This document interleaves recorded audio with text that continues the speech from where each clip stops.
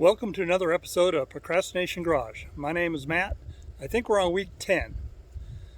I'm not sure what's going on this week. No major projects on the horizon. First thing we're going to start with is weed whacker is giving me some problems, so we're going to have to get that fixed. Once the weed whacker is working again, we'll have to see. The goal this week is to keep this video much shorter than last week's. Last week's really got out of hand. Not only was it just flat out too long, but then it took forever to edit. I was doing it on a Sunday night. It took a long time, and then the upload didn't happen until early Monday morning, so I didn't really get it posted until Monday morning. And my goal is to get them posted sometime Sunday night. So we're going to keep this one shorter. The original goal was 10 to 20 minutes, so let's see if we can stay within that. So let's get started on that weed whacker. What's the problem, you ask?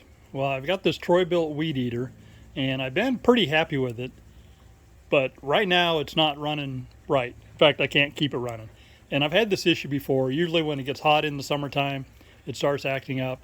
This summer has been worse than usual, and now I can't keep it running to get any weed eating done.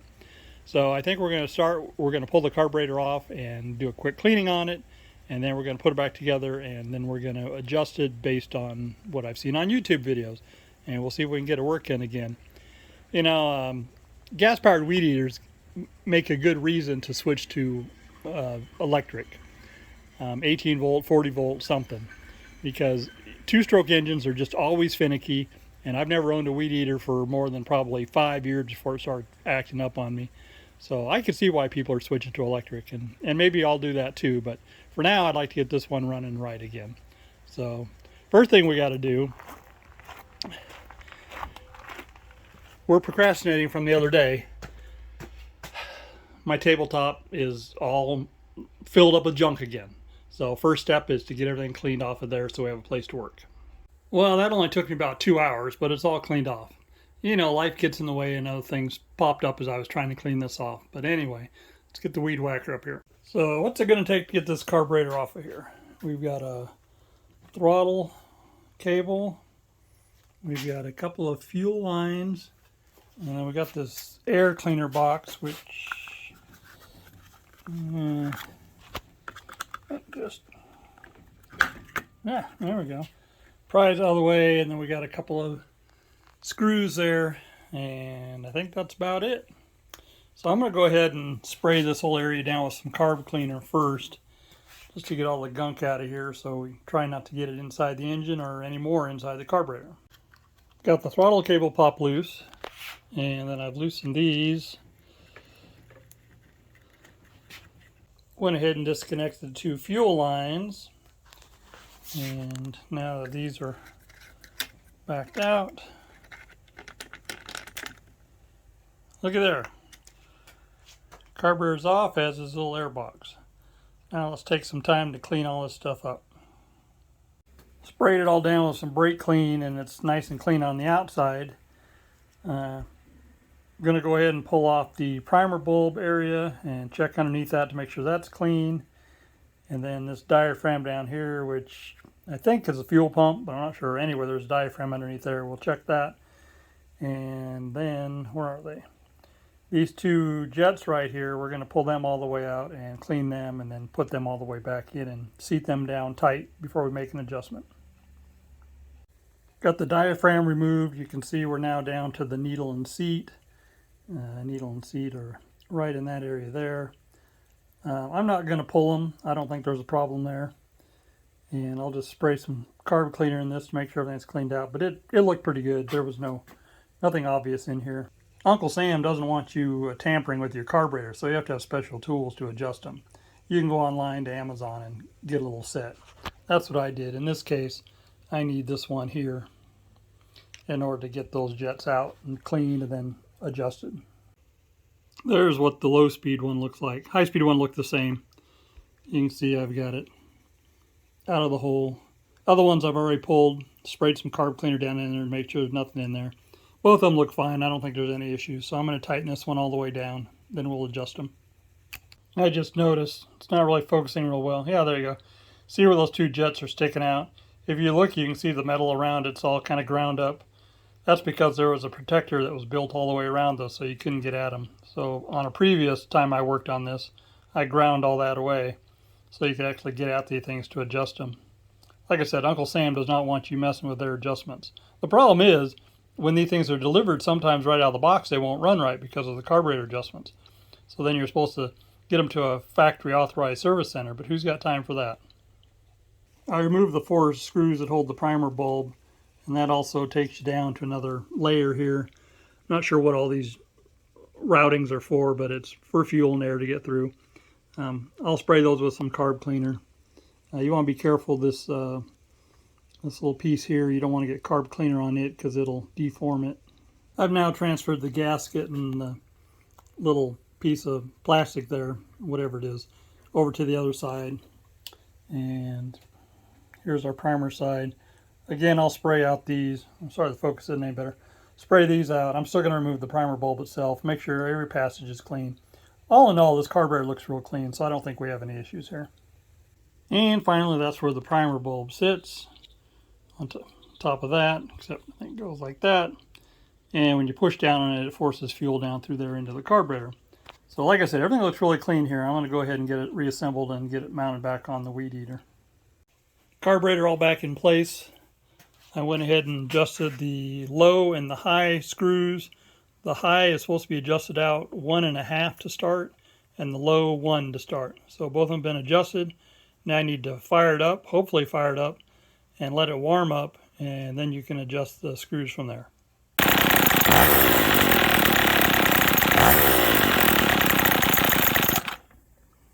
Okay, the idle's a little too low.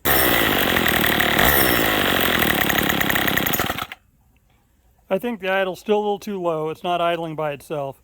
I had it set originally at 1 turn out per the recommendations, and I'd already turned it out to 1 1/4 because I couldn't get it to even start. So now I'll try 1.5 and see how it idles from there.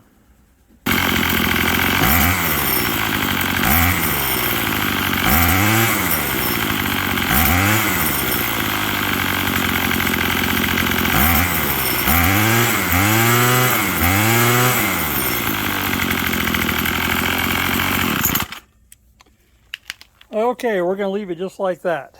I adjusted the high idle, the high mixture screw a little bit, and readjusted the low a little bit, and then there's also an idle adjustment here, and I did screw that in a little bit to get it to idle a little higher, and it seems to be working. The problem is, even though it's warmed up today and it's running pretty good, this is kind of an oddball day where temperature is about mid 80s and high humidity. This is not like our normal, well, sometimes 100-degree temperatures, or certainly 90, 95 with low humidity. So I may have to come back and tweak it, but it'll let me do the weed whacking I need to do today. And hey, that's something, because earlier today when I tried to use it, I couldn't use it at all. So we'll call that a win, and we'll move on to another project, at least once I get done weed whacking. Also, you can note that I don't even have that big a mess here to clean up, so that's a win. Speaking of messes, I'm not ever going to show you this again. Look how bad that workbench is. Oh my God. But just pretend that doesn't even exist. Do you ever feel like you're just chasing your tail around in circles? So I went out to weed whack, started off great, and within a couple of minutes it was running just like it had before I started working on it today. And so I took my wrenches out there and I adjusted and readjusted and adjusted again and readjusted, and I could not keep it running. Pretty disgusted. Anyway, at some point I loosened the fuel tank cap, and when I put it back on, the thing fired right up and ran great. And so then as I mowed, or as I weed whacked, what I realized was that every once in a while I'd have to loosen the cap and let some air in, and then it would run good for quite a while, and then it would start acting up again. So I've got a venting problem is what's going on. So the whole time I've had a venting problem. The carburetor has been okay. Now, I guess the plus side is we did take the carburetor apart and we know that it's clean, but now I've got to figure out what the venting issue is. Now, I assume that this cap is designed to where it'll let air in and not let air or fuel out, because I know it won't leak if it's upside down. Other than that, there's another line here that could pose a vent, and then this one here is actually the fuel line. So I need to do some research and see if it's a cap issue or something else. But as I was looking at this, I was noticing that this fuel line here had a pretty nasty little kink in it. And it's just from being bent like that and then getting hot. And I do have some fuel line right here that I think is the right size and right style and everything. So I think I'm going to go ahead and replace that fuel line just for shits and giggles. Certainly won't hurt. There's a pickup down in there, so basically what I've got to do is I've got to pull that pickup up out of here, and then I can remove the fuel line and route a new one through there. So I'm not going to let you guys see me do it, but next time you see this, it should have a new line. There's a new fuel line. It literally was less than 5 minutes. I mean, it was easy to do. So that's changed. So that shouldn't give us any problems. Now we still got to figure out the cap issue. You know, what I wonder is if in fact it is the cap, the fact that it sits upside down sometimes and it's got the two-stroke fuel in it, I wonder if it's just gummed something up to where it's not working anymore. I don't know. Again, I need to do some research and make sure that that is what that cap does. Went on the internet and looked around a little bit, and certainly gas cap venting on weed whackers and other small equipment is a thing. So I'm going to guess that this cap is a problem. It's not really serviceable that I can tell. So what I did was I sprayed some carb cleaner in this end. I sprayed some carb cleaner in this end. I took these pliers and put the tips of them in these holes here and rotated it and tried to loosen things up, and we're going to call it fixed. Honestly, it doesn't matter if it is or not. Now that we know what the problem is, I'm going to go ahead and run it again. If it gives me more problem, I'm just going to go on Amazon and order another one. But until then, we'll run it and see what happens. And hopefully the weed whacker now is fixed and running like it's supposed to. So let's move on to something else. Keep saying that, but let's actually do it this time. A cardboard box. What are we going to do with that? Well, the next project, we need to do a little CAD work. Cardboard aided design. Let me show you. Where that spare tire is sitting, we really need a box. I've wanted a tongue mounted box for a long time. So last time I was at Harbor Freight, I took some measurements of the two boxes that they sell, and we're going to cut out a template of the bottom size of it, and we're going to fit it on this trailer, and then we're going to fit it on the big trailer down there, and we're going to figure out which of the two boxes fits best and whether we can adapt either one of them. And then eventually we'll buy them. But for now, we just need to make a template and figure it out.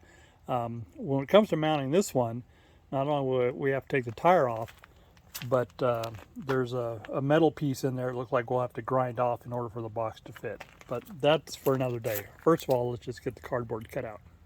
I've got the box all opened up. Now we just need to transfer some measurements to it. Here's a pro tip for you. When I took the measurements at the store, first of all, I went and I borrowed a tape measure from the tape measure aisle. And then I went over and I took measurements. I typed those measurements into a text message to my wife, and then I text them to her. That way they're kept forever and ever. But the beauty of it is she wants to know what the numbers are. And so that's just a fun little game where I tease her, or I usually just don't tell her until we finally talk about it or she figures it out or whatever. But it just drives her crazy, so bonus points for me. Here's the layout of the first box. It is the long end is 34.5 inches, the short end is 27.5 inches, and then it's 11 inches deep. So what I did was the 34.5, I just found the center point, that's the dashed line there, went straight up, and then from the center point I measured out half of the 27.5, which came out to 13.75. So we've got it mocked up. I'm going to cut it out, and then I'm going to go ahead and make up the other one too. The first one is done. Now we'll do the second one.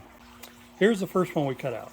It's 34.5 inches across the bottom, 27.5 across the top, and 11 inches deep. This other one is bigger. It's 34 across the bottom, so about the same, but 20.75 across the top, and then it's 14.5 inches deep. So ideally, bigger is better. So I would like to use this box, but which one's going to fit on the frame rails better due to the shape of the triangle if you were to fall all the way up. Anyway, now let's go try them out on the trailers and see what we come up with. We're starting with the big trailer, and already I know that the boxes aren't going to span those frame rails. So I grabbed a couple pieces of aluminum that do reach all the way across, and then I'll try each box on there and show you what they look like. That's what the smaller of the two boxes would look like. Looks pretty wimpy. There's the bigger box. It looks a lot better on there. It'll give me a lot more storage room inside. So we're going to go with the bigger box. What I didn't measure was how tall the box was. So is this going to be a problem? I don't know. It's not going to be a real issue because it does lift up, but it'd be nice if it cleared it. All right, let's go try the other trailer. Hey Bear, how are you doing, buddy? You came out to greet Dad? Yeah. You're a good kitty, aren't you? Yes, I know. Very talkative one, aren't you? Yeah. Of course, before we can do this one, we got to take the spare tire off. So we got some tools. The good news is at least we're in the shade. That's a smaller box. Again, it doesn't span all the way across the frame rails. It fits in there just fine. Wouldn't have to remove the mount. So what about the other box? The other box doesn't quite fit because of that spare tire mount. Now the question is, if I cut my cardboard just a little off, or my measurements from the store are just a little off, the bigger box may slip right down in there. That would be perfect. I would like to have the bigger box if I can. So I think what I will do is I will buy one big box for the other trailer, and before I install it, I will bring it over here and check it, and if it'll work on here, then I'll plan on buying another one for this trailer. Or if I buy the other box and it just fits on this one, I'll probably go ahead and mount it on this one. This trailer is going to need some solid stock, well, tubing, square tubing, to run from this side of the frame over to that side of the frame. Basically what these two pieces of aluminum are doing right now, that I can bolt down into the frame. And on the big trailer, I can get by using some angle iron, because I can actually access the inside of the frame on that other one. So we learned what we needed to learn. We can use the big box on the other trailer. We can use the big box on this trailer if we want to remove the spare tire mount, which is welded really well. So I hate the idea of doing that. If I don't have to, that would be great. But I would rather have a bigger box versus a smaller box if I can. So we'll figure that out. So you can see lawnmower still on the trailer. That's because we procrastinate. I mowed with it on Friday and I haven't gotten around to unloading it. But I will do that here shortly. And here's a funny story. See that taillight there? Before I started Procrastination Garage, about 2 weeks before I started, I actually installed those taillights. Because the original taillights that came with this trailer, you can see them down underneath there. And because of that ramp, you can barely see them. I've owned this trailer for 10 years now. Finally, I did something about it. You can't rush into these projects. Some things you cannot procrastinate about, and that's putting the spare tire back on here, because you never know when you're going to need your spare. Regardless of which box I use, the spare is going to have to be remounted. Harbor Freight sells a spare tire mount that will mount to the frame here on either side, so I will have to buy one of those too. If I don't get around that right away, I can toss the spare in the back of the truck. No big deal. Before wrapping up this episode of Procrastination Garage, we've got one more thing to do. The motorhome is going to be taken out and used here fairly soon, and with that I want to make sure the batteries are topped off on it. So let me get the hood open. Don't have enough hands. Hood is open. Okay, what we need to do is we need to top off these batteries, and I went ahead and installed leads on both these batteries for a battery tender. So we need to pull both of them out and get them hooked up to a couple of battery tenders. We've got the battery tenders hooked up, one to each battery. That one's flashing green, which means the battery is above 80%. And this one over here is red, which means it is charging. I'm not sure why this one would be showing lower than the other one. This battery is the house battery, the coach battery, so it is secondary to that one. This is the one that starts the engine up, and that's the one that's critical. So anyway, we'll come back and check these in a day or two, and hopefully it'll be all charged up and ready to go. That's a wrap on this week's Procrastination Garage. Thanks for joining me.